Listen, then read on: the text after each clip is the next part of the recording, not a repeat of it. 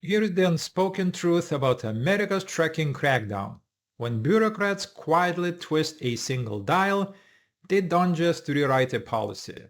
They decide who keeps their job, who gets stopped, and who ends up cuffed on the shoulder while freight piles up and money bleeds out. And right now, that dial is spinning faster than it has in a decade on something most drivers never thought would take them down: English language proficiency, ELP. Here are 10 states where ELP enforcement is ramping up the fastest. And it's not subtle. Inspectors are being told to make language checks a priority again, with some states racing ahead and the others dragging their feet, playing chicken with federal funding. This is not a new rule, conjured out of thin air. The English requirement for commercial drivers has been on the books for years. What changed is political will. In late April, the White House issued an order to enforce the English requirement aggressively, shifting ELP violations back toward out-of-service territory and pressuring states to either align or lose money. Once the feds light that fuse, roadside culture changes. Troopers start asking questions in English, paperwork gets scrutinized, and drivers who would have gotten a warning in 2019 are suddenly unqualified to roll.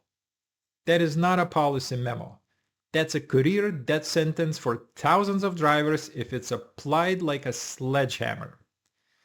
New breakdown is explosive because it shows a split America. A group of states swinging the hammer hard versus states slow walking enforcement. California is the most dramatic holdout, signaling it won't enforce a federal English mandate that is not a part of California law. That's a direct shot across DOT's bow, and it matters because if Sacramento shrugs at Washington, a lot of other states will watch the fallout before they commit. Meanwhile, other states, think Sunbelt corridors and border crossings, are moving fast, and truckers are feeling it at the scale house. If you think that does not wrap freight flow, capacity, and rates, you haven't watched a blitz week in this industry. Here is the wider context the political class won't give you. Enforcement overall has been whipsawing in 2025. Federal trucking safety enforcement actions slowed to a crawl early this year as new leadership reviewed cases, then the administration punched the gas on ELP. That contradiction, go soft on certain enforcement while going hard on language, says everything about priorities. It's not safety first, it's politics first. And when politics picks winners and losers, small carriers and immigrant drivers usually get the short straw. The human reality? This is going to flag a lot of drivers who are perfectly competent behind the wheel but struggle to converse under pressure with a clipboard in their face. Border cities are already adjusting. Mexican drivers are reportedly taking crash courses in English to keep cross-border freight moving. That's not nothing. That's a real cost getting baked into every pallet of produce and auto parts you buy. Training time, tuition, turnover, all because Washington rediscovered a rule and decided to flex it that fetishizes toughness. Supporters of the crackdown say, good, redesign, answer the questions, do the job. And they've got polling ammo. Industry surveys show overwhelming support for at least baseline English. Most drivers want colleagues who can read road signs and communicate with cops. On paper, that sounds like common sense. In practice, the devil is in the roadside details. Who decides whether that accent is proficient, how long the conversation lasts, whether a driver gets an interpreter, and whether a trooper uses ELP as a backdoor to an out-of-service that nukes a driver's paycheck and carrier's CSA score. This isn't being enforced in a vacuum. The Commercial Vehicle Safety Alliance just wrapped International Road Check, and the numbers show inspectors aren't shy about sidelining equipment and drivers. Out-of-service rates for vehicles approached 1 in 5. Brakes once again led the kill shots. If you layer an ELP priority on top of that, especially in states already doing more driver-centric inspections, you're multiplying the chances a driver hits the perfect storm. A language dispute plus a paperwork nitpick plus a maintenance ding equals a day, a week, or a career gone. And yes, the feds are backing it with teeth. DOT has publicly warned states that under-enforced ELP could lose federal money. Some states have already been singled out for reporting few or zero out-of-service actions after the new guidance. Others like Texas are publicly thumping the table and ordering DPS to tighten language checks at licensing and roadside. This is the kind of patchwork that turns interstate trucking into a state-by-state gamble. You're legal in Phoenix, but cross into El Paso, and suddenly you're fighting for your credentials. That's not a national standard. That's a jurisdictional lottery. Let's talk consequences nobody is modeling honestly. First, capacity. Freight analysts have already warned that strict language enforcement could shave measurable capacity from the system fast. Even a modest 3 to 5% capacity hit in certain lanes is enough to move spot rates materially. If the true number climbs toward 10% among certain segments, think drayage at ports of entry, certain reefer lanes with bilingual crews, you'll feel it in rates and transit times within weeks. Second, legal exposure. Carriers that should have known a driver could not converse with law enforcement will face plaintiff attorneys waiving the executive order in front of juries. Third, preserve incentives. If ELP becomes a quick route to an OOS, unscrupulous inspectors or departments under federal pressure can juice their numbers on the backs of drivers who simply need 5 more seconds to understand a question. That's not safety. That's metrics hunting. But the most explosive in all this mess isn't who's toughest. It's who's resisting. California's stance is more than symbolism. It sets up a constitutional tug-of-war over federal preemption, civil rights, and whether Washington can effectively nationalize a communication standard at the roadside level without state legislature buy-in.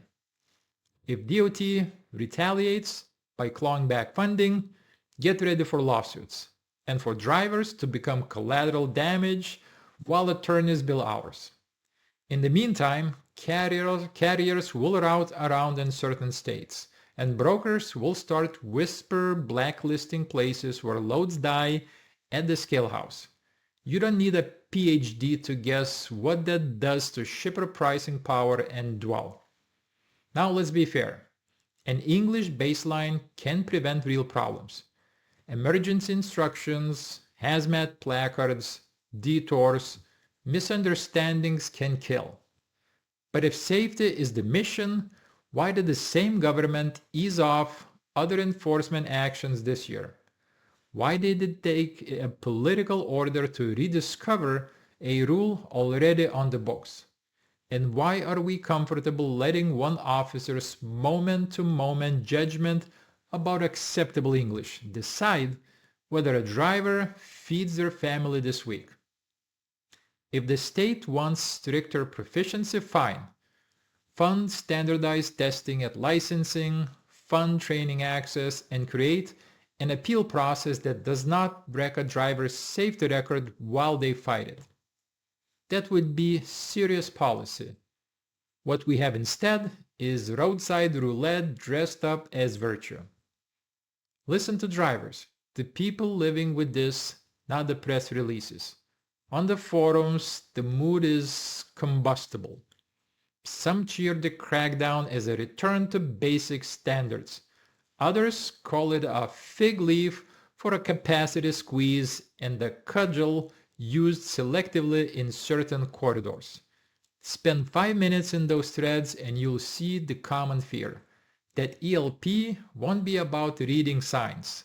It'll be about accents, about where you were born, about who gets an extra minute of grace and who gets the ticket. That fear alone will push good drivers out of the industry, and we can't afford to lose them. Here's what every carrier should do tomorrow morning. First, audit your driver files for ELP risk. If your operation relies on multilingual drivers, as many excellent carriers do, invest in documented training and internal assessments now. Don't wait for a roadside argument to be your first test. Second, coach dispatchers. If a driver radios that they're getting quizzed on English, you want a calm, compliant playbook. No attitude, no escalation. Ask for written instructions if needed. Ask to contact safety. Third, map your network against states where enforcement is spiking. This recent data says a state is heating up, pad transit times, expect more level 3s, and warn customers their just in time is going to meet just got benched. Shippers, you're not innocent bystanders. If you squeeze dwell, force night pickups, and write contracts that punish carriers for every minute late while regulators chop capacity, you're part of the safety problem. Build slack into schedules, pay fair detention, and stop pretending you can ignore what's happening at the scale house. And brokers, if you're demanding ELD or ELP adjacent data pings for trust and safety, be transparent about how you use it, who sees it, and how you'll defend drivers wrongly dinged by an inspector with a quota. This is not time to turn visibility tools into a second badge. And to the politicians who love press conferences, if you want safer roads, start by fixing the basics we measure every single year. The top out-of-service killer at RoadCheck was brakes, again. Fund real maintenance enforcement, help small fleets access financing for repairs, and stop treating truckers like the only variable in the system you've starved for decades. If you can't do that, at least be honest. This is not about safety. It's about being seen doing something. Even if that something is sidelining a driver for stumbling over a question phrased like a bar exam. The bottom line is brutally simple. A selective, state-by-state ELP crackdown will not make roads meaningfully safer, but it will make freight more expensive, delivery less reliable, and the industry more divided. If that's the plan, if the goal is headlines, not outcomes, then mission accomplished. If the goal is actually safer highways, then standardized testing at licensing, fund language training where we actually need it. Protect due process at roadsides, and stop using drivers as political piñatas. Until then, watch the map. Watch the 10 states turning the dial. And watch who pays the bill when trucks stop rolling at the language line. Don't forget to like this video, subscribe, and hit that bell so you never miss an update. Your support lets me keep bringing you more content just like this. I'll see you next time. Bye-bye.